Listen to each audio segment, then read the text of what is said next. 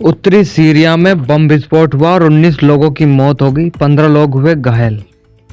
उत्तरी सीरिया में अलेप्पो प्रांत में सोमवार को एक बम विस्फोट में 19 लोग मारे गए और दर्जनों घायल हो गए। न्यूज एजेंसी के मुताबिक अलेप्पो के मनबीज शहर के बाहरी इलाके में खतीर मजदूरों को ले जा रही कार में बम विस्फोट हुआ, जिसमें 18 महिलाएं और एक पुरुष की मौत हो गई। इसके अलावा 15 महिलाएं घायल हैं। एक ब्लास्ट के बाद किसी समूह ने अभी तक विस्फोट की जिम्मेदारी नहीं ली है।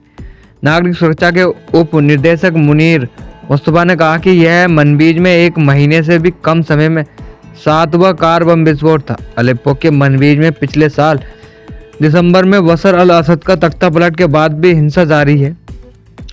सीरिया में हाल ही में अंतरिम सरकार की स्थापना की गई है। हालांकि ये सरकार लगातार इस्लामिक स्टेट अन्य लोगों की संगठन की चुनौतियों से जूझ रही है। शनिवार को भी मनबीज में एक कार बम विस्फोट में 4 लोगों की मौत हो गई थी और 9 लोग घायल हो गए थे।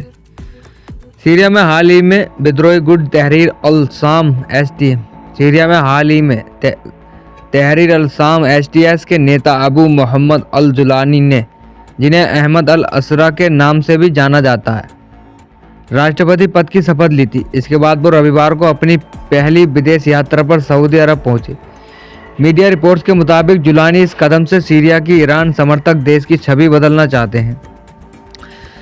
2011 में अरब क्रांति के समय सऊदी उन अरब देशों में से एक था जिसने सीरिया में बशर अल असद को सत्ता से हटाने की कोशिश की थी।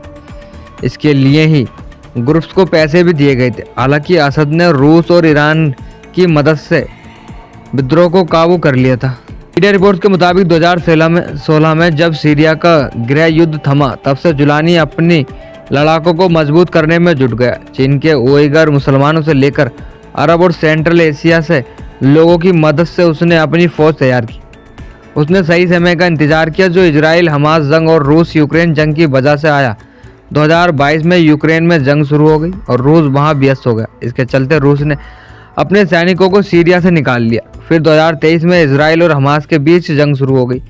नतीजा यह हुआ कि ईरान और हिजबुल्लाह जो सीरिया में असद की मदद कर रहे थे, वे अब उन पर ध्यान नहीं दे पाए।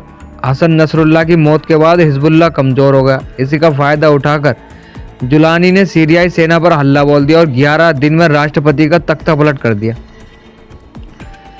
सीरियाई राष्ट्रपति सऊदी अरब की यात्रा पर पहुंचे।